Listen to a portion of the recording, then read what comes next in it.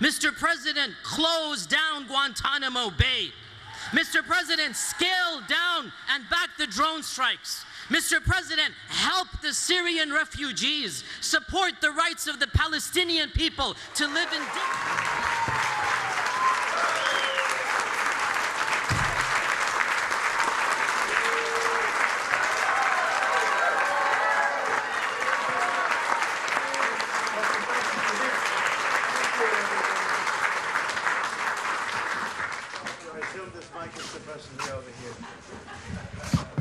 Is that mic working? It's like the presidential debate, the commission, where they gave us a bum mic. Some commission, that is, let me tell you. So I want to thank everybody. This is great. You know, New Hampshire, we won New Hampshire in the primaries, big league, far exceeding the numbers that everybody thought. And now I hear we're winning by 1 and tied and winning by 2 and tied in another one. How are you? So I just want to thank everybody. This is great to be with you. So these just came out. Remember, whenever we won, I like to talk about polls. If we're doing badly, I don't know about polls. No, it's true.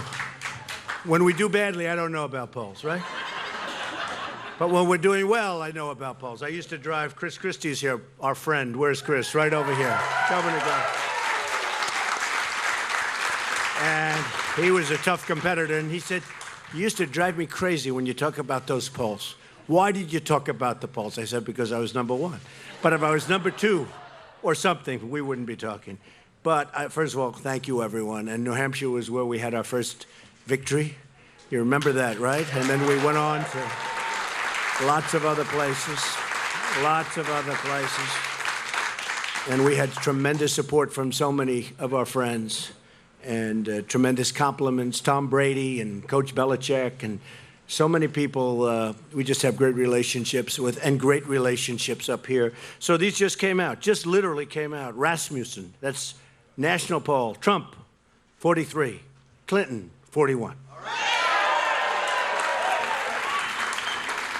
Los Angeles Times, national, great poll, supposedly. Well, that's because I'm leading. Trump 46, national. Clinton 42. UPI national. Trump 49, Clinton 47. Reuters Ipsos, South Carolina. Trump 49, Clinton 44. South Carolina's great. That was where we had another great, I'll tell you, the results in South Carolina during the primary were amazing, and it was fantastic. Great people. Colorado, Trump 45, Clinton 43, I just left. That was a good one. And Wisconsin, where I'm going tomorrow, Wisconsin, they have Trump at 42 and Clinton at 42. And that's okay, because I was about 15 points behind 3 or 4 weeks ago, I think, right? So, how are you? So that's one. All right, anybody can check them. You can check them. Now, here's one that's a biggie. UPI just came out like a little while ago. Virginia. I love Virginia. Tremendous properties in Virginia, a lot of employees. I think all my employees are voting, I'll tell you. Virginia, Trump 50, Clinton 45. Ooh. UPI. That's a big one. That's a big one. Is there a little surprise? Look at the media. They're going crazy. They don't know what's happening.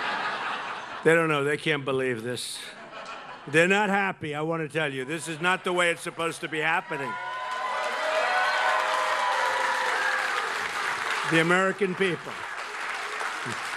Right? This is not what they had in mind. The crooked media with the crooked Hillary.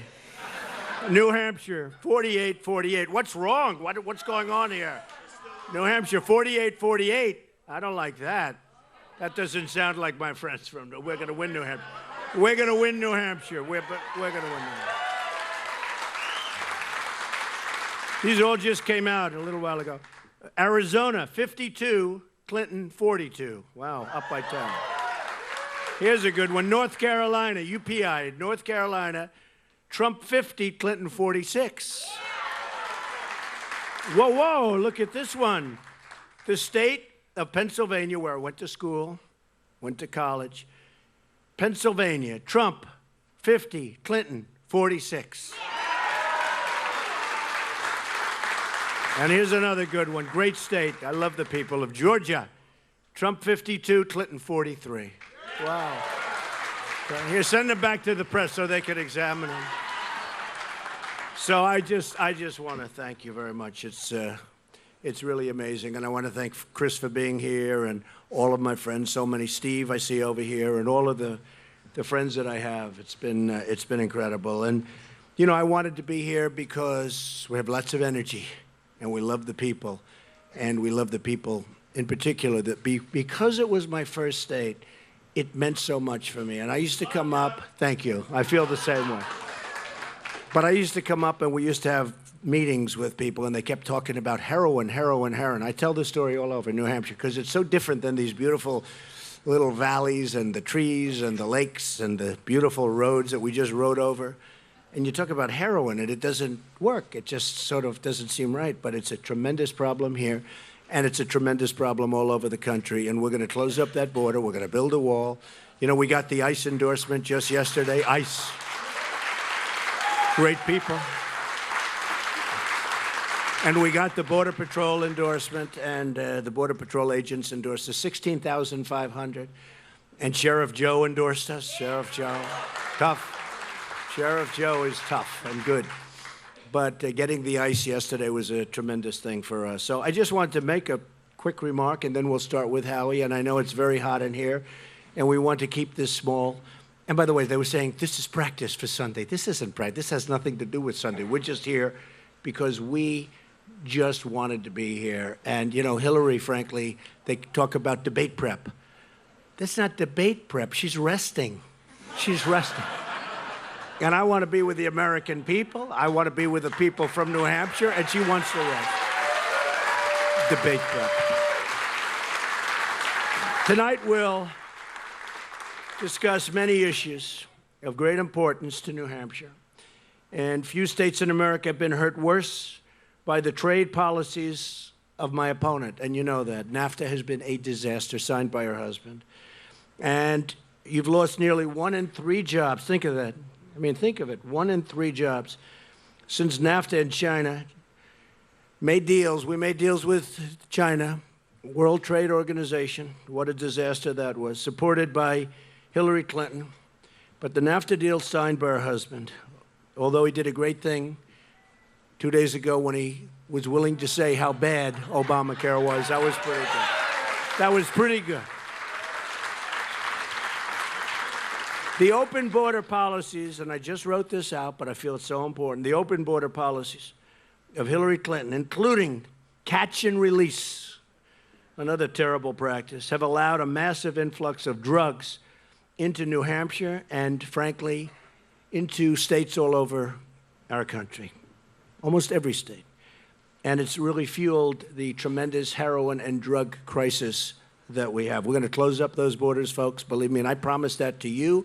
In New Hampshire, more than anything else, I said, and I talk about it no matter where I go, and I mentioned this state because it was really the first glimpse I got at how serious a problem we have. They're poisoning our youth. They're poisoning more than our youth. They're poisoning everybody. But they're poisoning our youth. It's tough enough out there. Our youth doesn't have a chance with what's happening, and we're not going to let it happen anymore. And we're going to help the people that are so badly addicted. We're going to help them. So I'm going to bring your jobs back. Our jobs are leaving like you never saw before, record levels. I'm going to stop the drugs from coming in. I'm going to create school choice, and we're going to get rid of Common Core, which is a disaster. And we're going to create something very special for every disadvantaged child in this country, of which we have far too many. We're going to repeal and replace Obamacare, which Bill admitted this week is a crazy system. Can you believe it? Hey, at least he's honest. Boy, has he suffered. Can you imagine? Can you imagine that? Has he suffered? But he said it's a crazy system that doesn't make sense and doesn't work, and where people end up with premiums doubled and coverage cut in half. I couldn't have said it better myself. I've been saying it. Hey, I've been saying it for 2 years, longer. I know. I'm going to put him on the campaign. Oh, I'm sure they. Do you think anybody's called him and said, let's retract? He did a minor retraction, but you could see he wasn't happy about it. Remember Jonathan Gruber? Do we remember the name? I don't ever forget. Jonathan Gruber, the architect of the bill, admitted it was sold on lies. Remember that? Sold. He thought he was talking to his friend. Unfortunately, his friend turned out not to be such a good friend because his friend had a little cell phone going. Those cell phones are brutal. Just like emails are brutal unless you want to delete them all. Unless you delete about 33,000. But Jonathan Gruber, the architect of Obamacare, admitted it was sold on lies and talked about the stupidity of the American voter, right? Remember that? The stupidity of the American voter. The only stupidity was that the politicians who ignored the American people and forced this thing, absolutely forced it down their throat. And Hillary Clinton wants to double down. She wants to make it even worse. I mean, that's ultimately what's going to happen. In me, you've seen what we're going to do. You're going to have much, much better health care at a much lower price. And people are going to be very happy, extremely happy. And we're going to take care of those that are disadvantaged, that can't afford to do what others can afford to do. But you're going to be spending, and we're going to take care of them better than they're being taken care of now. But you're going to have health care that works. You're going to have health care where companies compete to get your business. And they'll come up with plans that you haven't even seen or thought about right now. It'll be a beautiful thing to see. And I'm sure we'll be talking about it on Sunday night during the debate, because there's no way we'll lose this issue. It's a disaster. Obamacare is a disaster. We're going to create a more honest government. Our government is a disaster. How about the $1.7 billion in cash that was given to Iran? Cash! Remember it was going to be $400 million? Turned out to be $1.7 billion in cash. You know what that is? That's more than this room. You would put it probably in hundreds, although it was all different currencies from different nationalities. Maybe they didn't want American dollars. They said, anybody so stupid to make a deal like this, we don't want their money. But can you imagine this? These people, they never saw anything like it. And by the way, that's not going to fight terror. They have plenty of money that they're using to fight. That's going to their Swiss bank accounts, okay? Just in case you had any questions, all right? Anyway, we gave it to them, and boy, did we give it to them. So I want to let you know that we are going to be a country that's going to be run properly. And I'm going to be, by the time this finishes, I'll be in for tremendous amounts of money that I fund myself. We also have a lot of wonderful people in terms of small donations, and that's coming in fantastically. And we have some people that just feel very good about our country under proper leadership. But we're spending a lot of money, and we're doing it ourselves, and we're very proud of it. We're going to be very proud of our country. And when people call up to ask for certain favors that are bad for the country but good for them, the nice part, I don't even have to take their phone call. I don't need them. I don't have to take their phone call. Before we go any further, I want to send our thoughts, our hearts are with all of the people and prayers to the millions in the path of what's now known as Hurricane Matthew. It looks like it's a big one, and it's going to be a bad one, it looks like. Hopefully it takes that right turn, but it looks like it's going in the opposite direction. Not good. This is one of the strongest storms to hit in many decades, and our neighbors in Florida, Georgia, and the Carolinas are in a direct path, it seems. Southeast Florida has taken the brunt. We have a lot of friends in Florida, a lot of buildings, a lot of investments in Florida, a lot of great employees in Florida. Southeast Florida has taken the brunt of the storm. To all of my friends in Florida, please know that we are praying for you, and everyone in the path, you got to take care of yourself. You've got to get out of the area. You've got to listen. You have a great governor, Governor Scott, and you got to listen, because it could be a really, really bad one. So it's going to be a rough couple of days and maybe beyond that, but we'll see what the path ultimately is. We've seen the damage throughout the Caribbean and Cuba, the Bahamas, Haiti, and others. In fact, they say in Haiti, almost 270 people, they think around 270 people have already been killed by this terrible storm. So to the folks in Haiti and all over, we're going to be helping you. We'll be with you, and we send our best wishes and prayers. We have a tremendous problem that I think is brewing right now as we speak here. So we'll know in about 4 or 5 hours. I just spoke to Rick Scott, and Governor Christie just spoke to Rick Scott, and it looks like 4 or 5 hours away, so we'll know.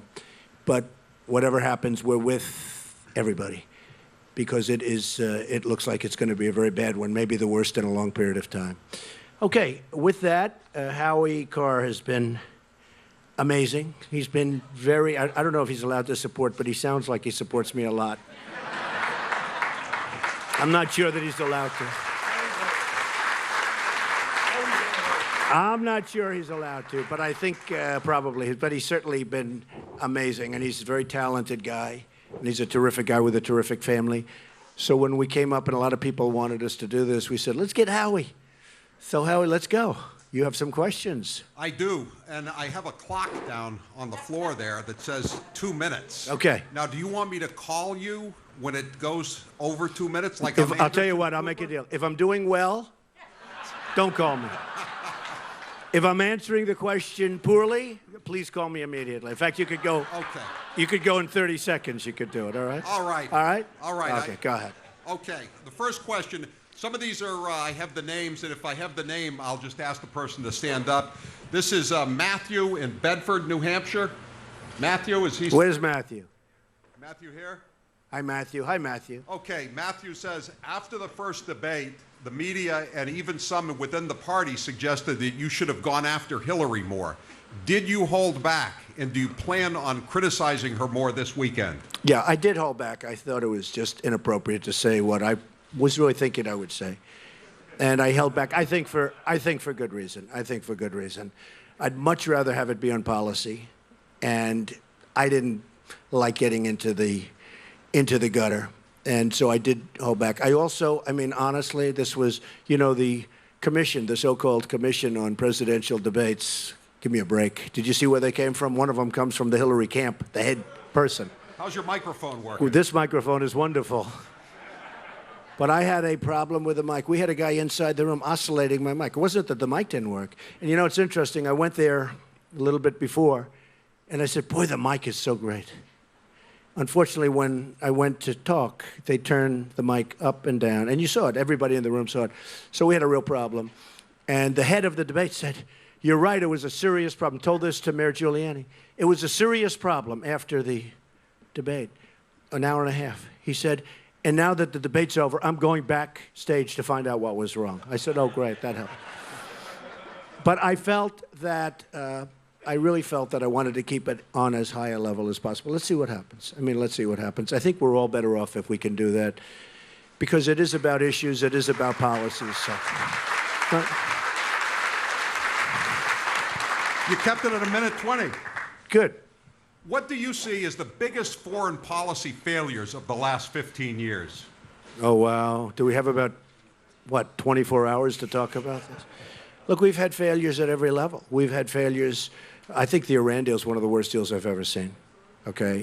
It's going to lead to nuclear weapons. I was with Bibi Netanyahu the other day, and we talked about it, and not to reveal what he said, but I will tell you, I can tell you what I said. This is horrible for Israel. It's horrible for our country.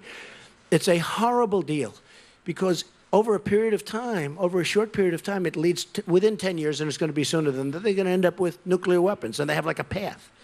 On top of it, we gave them back $150 billion.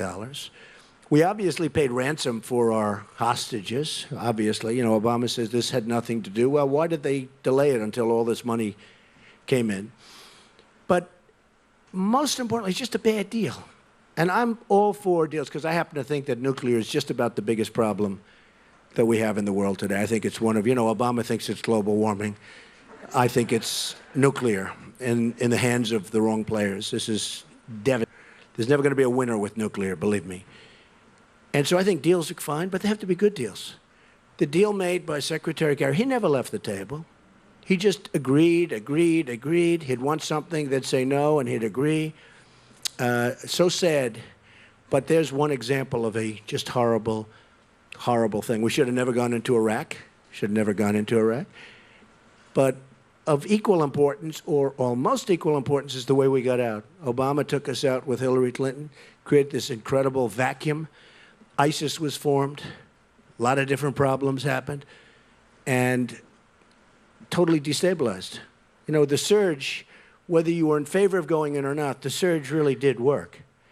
Then all of a sudden, boom. And not only that, we announce always, we're leaving here, we're leaving then. How about Mosul? Did you see Mosul? Where they announced yesterday, I'm seeing all about, we're going to attack Mosul. We're going to attack Mosul. I mean, why do they say that? Now, a lot of the bad hombres are in Mosul, the leaders of ISIS, they think. But they're not there anymore because they say, hey, wait a minute, they're going to attack. Let's go someplace else. Isn't there an element of surprise? Remember when we were young and we were studying history and they talk about some of the great generals and the great attacks, and it was called the element of surprise? Wouldn't it be nice if we attacked first and talked about our great victory later? Now, you know, seriously, who's going to... It's almost like they're wasting their time attacking Mosul because everyone that we want is going to be gone. You're going to have all civilians and there'll be tremendous death and carnage. But the people that we want, they're going to say, hey, which are the leaders? Let's get the hell out of here. It's a very, very sad thing. We are being run by people that are incompetent. I will tell you that. Is Charlene from Sanbornton around? Is she here? Charlene? Charlene, there Hi. you go. How are you? Charlene says, Mr. Trump, I'm an 8th-generation American of Hispanic descent. I live in New Hampshire and California. You have my vote. I want to help other Hispanics see the truth. And then she talks about how with the current administration is the border security, sanctuary cities are increasing drugs and crime. She says, Charlene says, what would you say to convince Hispanics who are deceived by Barack Obama, Hillary Clinton, and the biased media to vote for you? Well, first of all, thank you very much, and I appreciate it. Interestingly, I was listening the other day. There was a gentleman who owns a big radio station, Hispanic, mostly all Hispanic callers, and he was arguing with one of the hosts. He said, no, you don't understand. The people that are calling in, Hispanics, they love Trump. They're all for Trump. And he said, I was even surprised, but now I'm for Trump also. You know, I mean, this is happening more and more. I just got back from Las Vegas where we gave a tremendous, we had a tremendous crowd of people. A lot of Hispanics, Latinos, they like to be called in that area. You know that, right? Hispanics and Latinos. But we had tremendous response and just tremendous, it was an outpouring of love, amazing. And you know, people that are here legally, they don't want people coming across the border illegally, taking their jobs, taking their homes, taking whatever they want to take. And we want people to come in now. I want people to come into our country so bad, but they have to come in legally. You know, we have a country and we have laws. We have a border. And if you don't have a border, you don't have a country. But I think the biggest surprise, two big surprises. We're going to do great with African Americans. You look at what's happening with the inner cities, it's a disgrace. And the Democrats have been running them for up to 100 years unbroken. And the African Americans, believe me, I think we're doing, and you see how the numbers are changing. One thing, they don't have a lot of confidence in Hillary Clinton. She's lied to them for years. She doesn't produce. She just doesn't produce. But I think we're going to do great with the African Americans. You look at the poverty in the inner cities. You look at the crime in the inner cities. You look at the education, and there's no jobs. And we're going to do fantastic with the Hispanics. I believe that. Doing well. Doing well. We're keeping it down, right? Yeah. Karen Whitaker from Sandown, here in Sandown. Karen. Hi, Karen. Oh, thank you. Thank you. I like this audience. I like this audience. How do you define the income range for middle class? It cannot be based on where you live because the U.S. tax codes do not discriminate based on geography. Well, look, the way I look at it, the middle class has been forgotten in this country. Taxes are too high. Jobs have been taken away from you. A lot of our companies, a lot of great companies have left our country. They've gone to Mexico and other places. China is making so much of our product. We don't make product anymore anywhere near like we used to. And I will tell you, it's such a great question because our middle class has been treated so badly by the politicians. I mean, it's like forgotten. And we're lowering taxes, as you know, way down for the middle class. We're changing the tax structure completely. We had 7 brackets, now we have 3. And we're bringing it down actually for those making not a lot. It's 0, and we don't want them to send in because that's huge bureaucratically and extremely costly. But we're bringing the rates down to numbers that are much lower. You've seen the numbers, much lower. And you're going to have a much lower tax base. Hillary Clinton's raising your taxes way up. I don't even know what she's thinking. We're already the highest tax nation in the world, just about. They can maybe find, every once in a while, they'll fact check me. Well, no, there's a nation that you never heard of. We're slightly higher. We are just about of the industrialized nations. We're the highest taxpayers in the world. We're the highest tax nation in the world. Our business taxes are going to be brought from 35% to 15%. We're cutting regulations, which are absolute. We want regulation for environmental. We want regulation for safety. But the regulations are massive, Howie. They're massive.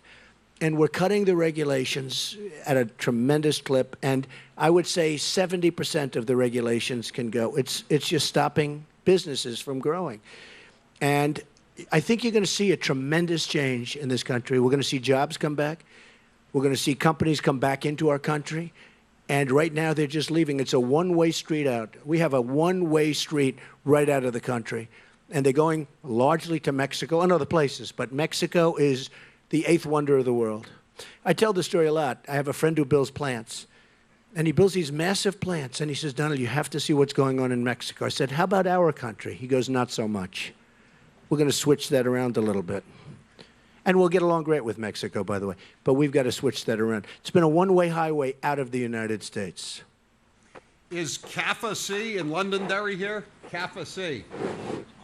CAFA. I recently graduated magna cum laude with a BS in chemistry, and I'm having a lot of trouble finding a job. What's your plan to bring jobs back to America? Well, that's the biggest problem, and that takes place with so many. And even though it's over 100 degrees in this room, don't feel bad. You know, this room was not meant for this many people. You do know that, right? I heard the other night I was making a speech, and we had tremendous, massive crowds, and it was really hot. So I'm a little warm, and there might have been a little bit of sweat. And one of these dishonest people said, Donald Trump was sweating tonight. I said, sweating? It was 100 degrees.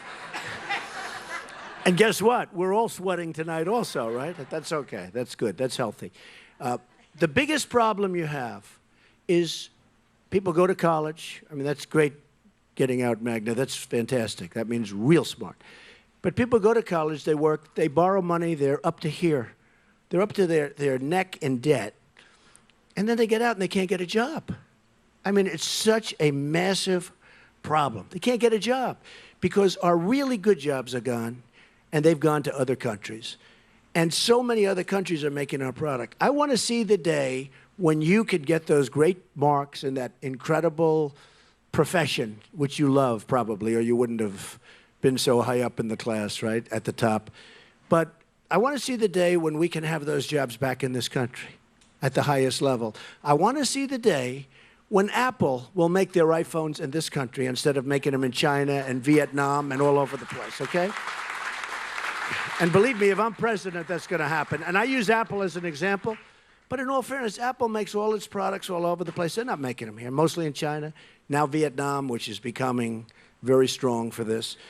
They're going to start making them here. They're going to start making them here. We have the people. We have the most unbelievable people. If I learned one thing in going around, because we started on June 16th of last year, and I've gotten to know the people. And we have by far the biggest rallies that people have seen, far bigger than Bernie. And he was second, but far bigger. Now Bernie's aren't so big, by the way. They're very small. Bernie made a big mistake, by the way. Bernie Sanders would have been legendary if he didn't make a deal with the devil. When he made that deal, his stock went way down. It went way down. I mean, honestly, even as somebody that is, disagrees with him on a lot of things other than trade, we agree very much on trade, very, very much on trade. Except I'll do things about it because I like free trade, but I want to make a great deal free trade. But he was right on trade because our country is being ripped off on jobs, on everything. But we're going to have a country that makes product again. We're going to have a country that Apple and these other great companies are going to make their product in our country, and we're going to have lots of people working, including yourself. We have to do that, okay? Thank you. Is Bob Swanson here? Bob Swanson. Hi, Bob. This is one of my favorite questions. When you become president, and can you assure the American people that you are going to clean house from the top at the FBI, Justice Department, State Department, and the VA? And in what order would you start? Well, I guess we'll be talking about this for a while to come, but I have to tell you, it's one of the saddest things I've ever seen happen to our country. What's happened with Hillary Clinton, where you send emails, where they send a subpoena, and they want all of your emails. I mean, if you're in private business and you do what she did, it's called the who's gal, okay? The United States Congress sends a subpoena wanting emails, and she gets the subpoena and she deletes 33,000 emails and did many other things, including lying all over the place. And you see people who have suffered greatly, including General Petraeus, for doing a tiny fraction of what she did. That's only because, well, we can't stay here all night and talk about it. But the lies she told to Congress, the lies she told to the people, but the lies she told to Congress. And then you see an FBI give her a no tape, no anything, no swearing in. I believe they said no swearing. You don't have to even swear in. And they questioned her on the 4th of July. And then they released their finding on Labor Day, right before Labor Day, when everyone's gone and gone. They're gone here, they're gone there. I think what's happened with respect to, because I have such respect for the people in the FBI, and I have such incredible respect for the FBI, what's happened to the FBI and to the Justice Department at the highest level, honestly, I think it's one of the saddest things I've ever seen in this country.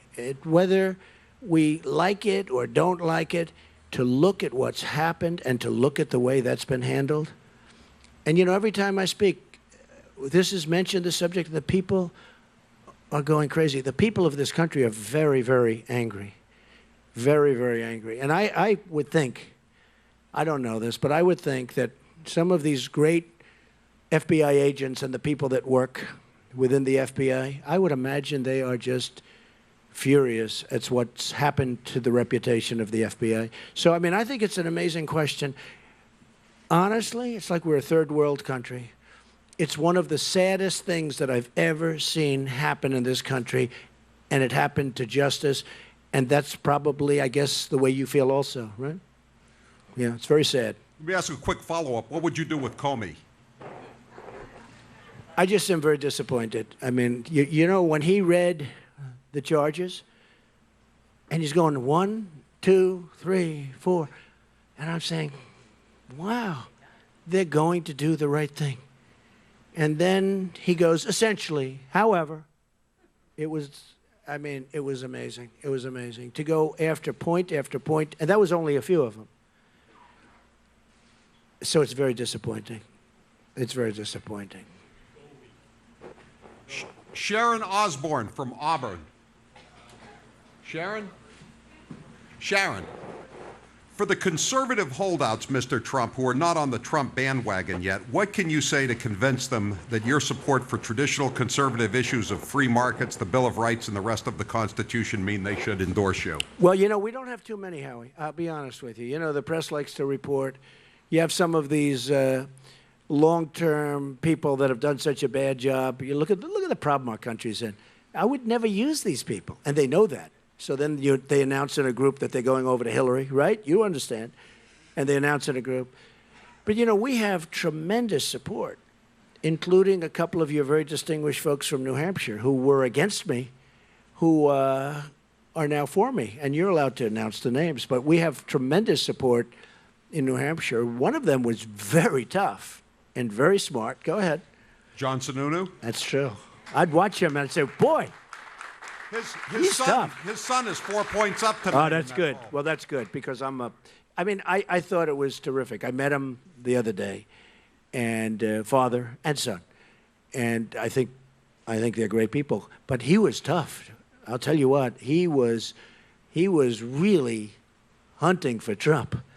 And you know what? I respect somebody that can go the other way. It's not that easy, a pivot, as you would say. But I very much appreciate the Sununu family and the fact that they are with me and I am with them. And they're going to do very well. He's going to do very well. And I see the numbers. And you know, one of the things that have really happened, they all thought, oh, Trump, because look, I've never done this. But I've done very well in my life and business and done a lot of good things. But I've never done this. So all of the reports, well, you'll take down the senator and he'll take down this senator. Do you know how well the Republicans are doing? I guess there's a gentleman in Illinois that's not doing so well. This guy was actually taking out ads against me. I said, are you sure he's a Republican? Maybe he's a Democrat. And he's not doing well, but hey, that's his problem. I mean, you know, he was not for me. But if you look at, and that was for political reasons. But if you look at what's going on, now they're all talking about, in fact, the other day I saw, very interesting, one of the announcers said, you know, Donald Trump is having a very positive effect on these races. The Republicans are going to hold. They're doing terrifically well, far better than anyone thought. And frankly, we are winning states, and we're going to win some states that would never in a million years, you know this, be in play. I mean, we have some states like we're doing great in Colorado. Somebody else wouldn't do well. Nobody else would do well. We're doing great. I think we're leading Colorado in one of the polls, as you know, just came out. We're leading Colorado. I just left. We're leading a lot of places, and we're doing at least very competitively in a lot of states that absolutely would not be for Republicans. And, you know, one of the funny things, they do the maps. And remember 2 months ago, I'd watched the different people that do the maps. And there's a very small path. It's tougher for the Republicans, I have to tell you. But they said there's a very small path. But I was watching the other day, and the same person was saying, wow, this path is getting a lot wider. Doesn't mean they were happy about it, but the path, now there's 4 different paths. Before there was one little one. Nate Silver. Well, Nate Silver has been, you know, he didn't predict us in the primary, and he had never called a loser before. I mean, you know, he's always been on the right side of what happened in terms of at least his predictions. And he didn't predict me in the primaries, and in all fairness, you know, never seen me, never spoke to me, never saw what we did. You know, we had 17 very talented people, and one by one, it was a beautiful sight to watch, wasn't it? Beautiful. And by the way, Howie, those people, most of them endorsed me. Ben Carson, Chris Christie, so many of them endorsed me, and they're great endorsements. Scott Walker has been incredible. He helped Pence. He helped Pence, too. Mike Pence, by the way, has been fantastic, and he did a great job last night. He did a great job last night. That brings me to another question from Lois, from Brentwood. Lois. Thank you, Lois. Did you really say, Lois asked you, were you upset about Mr. Pence's debate success? As John Harwood said? John Harwood was the worst moderator out of all the debates we had. How many did we have, 11 or 12? He was so bad. This guy knows nothing about me. I was so happy. And I saw today that somebody on CNN, the Clinton News Network, who knows nothing about us, you know, they use John King, actually. He's a nice guy. I like him on the maps. He does a good job with the maps. I like him better now than I did a couple of months ago, because a couple of months ago I had no chance. Now all of a sudden that map is getting very red. But John King said, you know, they always have a source. They always have a source. A source nobody talks to him. Nobody's talking, because he's like the enemy. He's like the enemy. But he said, and a few other people said, Donald Trump was at first happy, and then he was unhappy because Mike Pence did so well. I said, unhappy? We're jumping up and down. He was so good. And I'll tell you what, he's a great human being. You can't root against him. You can't.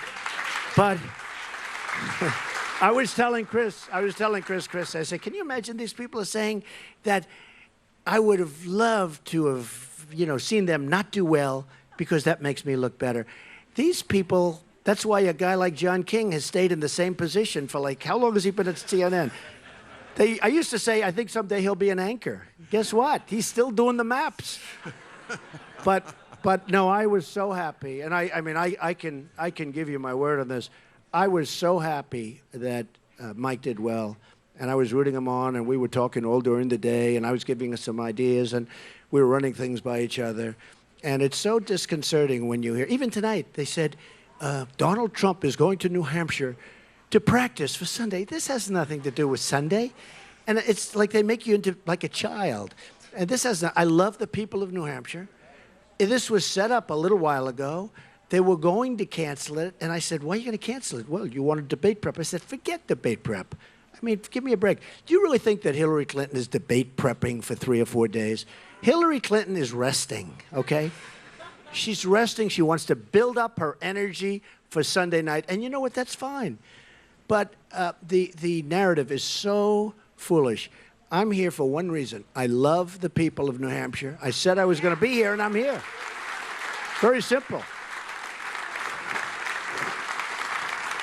This one is unsigned, but it's a good question. What advice would you give to young Americans looking to achieve the American dream? Always go into what you love doing. And you may have parents that are trying to push you one way or another, but you know what you love. You have to do what you love. And I say this all the time. I say it in speeches and everything. I mean, I'll speak in front of young people because I love doing it. And I say always follow your dream. Always go into what you love. And never, ever quit or give up. I've seen a lot of people over the years. Big people, not so big. Usually it's not so big because if they quit, they're not going to get so big. But the most successful people I've ever met are the people that never quit. They never give up. They just don't take no for an answer. So do something that you really love doing because then it's not work. And never, ever quit or give up. All right, do 1 or 2 more. Okay. Thank you. I think you've dealt with this one before. It's from Al Baldessaro over there. Hello, Al. Al, Hey, Al. stand up, Al. Al wants to know what you're gonna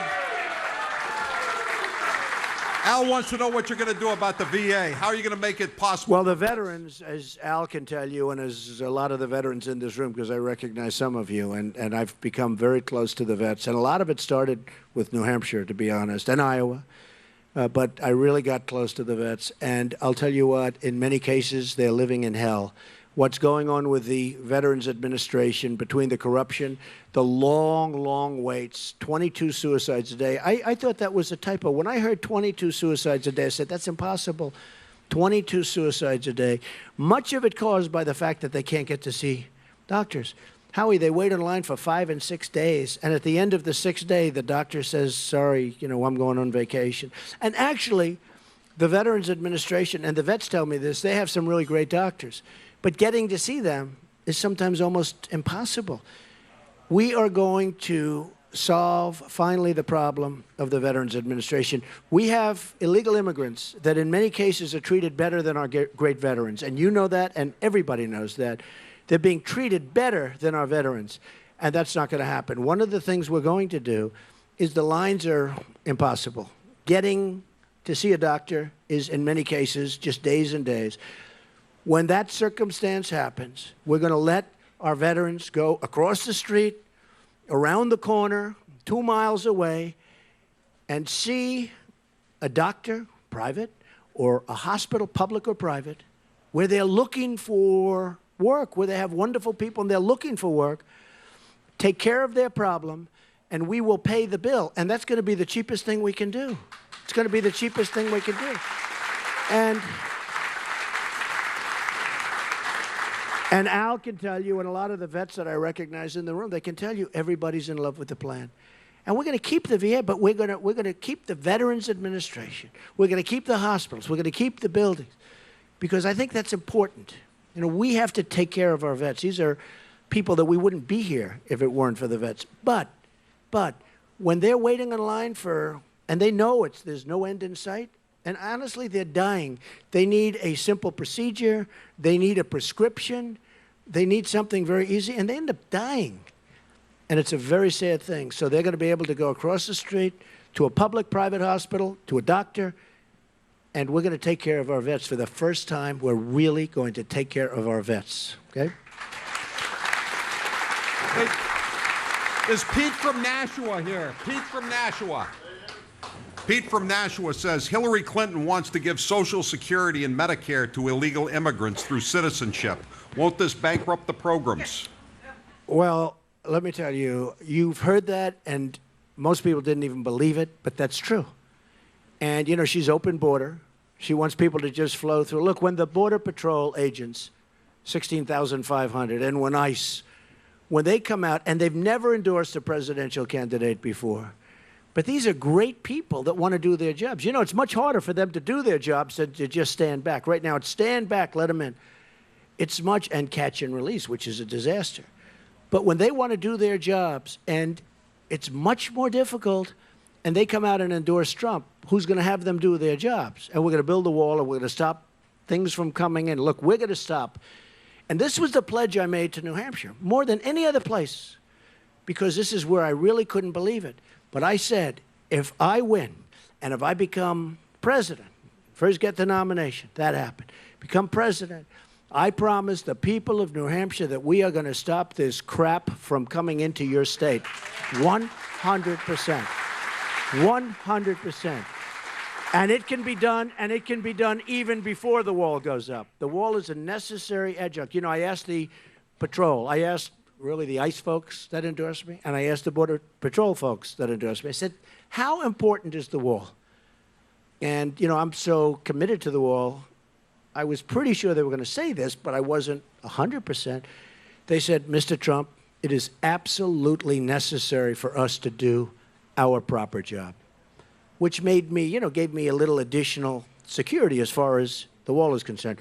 We need the wall. We have to stop the drugs, heroin, but many drugs, but we have to stop the drugs from pouring into our country. And believe me, it is poisoning our country, and it's poisoning our youth, and we're going to stop it, and we're going to stop it fast, long before the wall gets up. We're going to start that wall fast. I get them built fast. But I'll tell you, long before, we're going to stop that poison from flowing into our country. Okay? One more. We'll do another question. I'm going to ask you the kind of question Hillary Clinton gets sometimes. I mean easy here, right? She gets easy ones. That's what I mean. You ever notice, by the way, did you see the difference? I'm getting boom, boom, boom with her. What would you do to fix the economy? And of course, that's actually a much tougher question than you would understand. But, and she doesn't have a clue, but you see the questions I was getting. Laura from Hampton, New Hampshire. Are you here? That's Laura. I thought you needed a fun question. Okay. Let's have a fun question. What is one of your earliest memories as a child, and why do you think it stands out? And then she says, go Donald. Thank you. Thank you.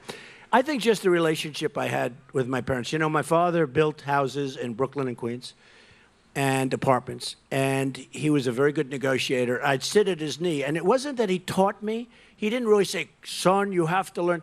But he'd be on the telephone negotiating with a plumber or an electrician or a sheetrocker, and I would hear this, and I'd be playing with blocks at his knee on the floor, and I'd be listening, and it was always so vivid. And he was always negotiating. And you know what? That's what we need in this country, because people are running away with our country. You look at what's going on, whether it's the border, whether it's our depleted military. The greatest people on earth are military people, but they have old equipment. You saw the piece they did on many of the networks where they show fighter jets where they're 18 years old. They're so old that they don't make the parts anymore. These are fighter jets that our people are flying now. And they have to go into plane graveyards. They have to go into graveyards to get parts, and they have to go into museums to get parts because they don't make the parts anymore. No, we need a strong military. We need to protect our Second Amendment. We need to take care of our vets. We need borders. We need great education, getting rid of Common Core, so important. We need so many things. And by the way, one thing, and I know John Sununu and a lot of other people felt this was so important when they came out so strongly. United States Supreme Court. We lost a great justice, Justice Scalia, great justice. We need great justices who are going to uphold our Constitution. And if Hillary Clinton gets in, you're going to have a much different country. So many people feel that's so important. I personally feel it's one of the most important things, defense always being we have to defend our country. And we have to stop people coming in from parts of the world where they're looking to do us harm, believe me. And they're pouring in, and Hillary Clinton wants to have them come in at a rate of 550% more than President Obama. We are going to stop it. And you know the statement, we are going to make America great again, and it's going to happen quickly. So thank you very much, everybody. Thank you. I got one more question for you, Donald. I'm going to let you read it, and remember where you are tonight as you answer this question. Oh, the World Series. Oh, look. Oh, of course it's Boston. Thank you, Donald Trump. Give Donald Trump a big hand. Give him a big stand down, New Hampshire. Round of applause. Donald J. Trump, the next president of the United States. Thank you, Donald Trump. Good luck to Florida, good luck in Wisconsin tomorrow, and good luck in St. Louis on Sunday night. Thank you, Donald J. Trump. Give him a big hand as he leaves. Give him a big hand. Thank you, Donald Trump. See you, man.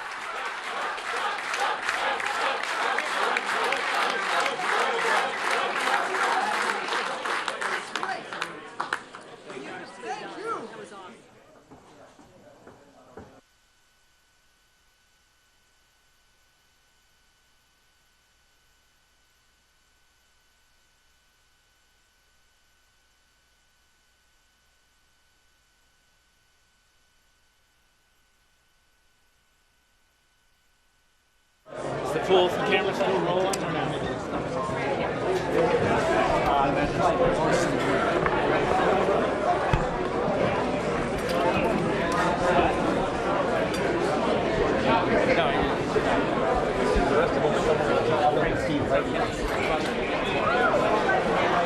supposed to be cold in here.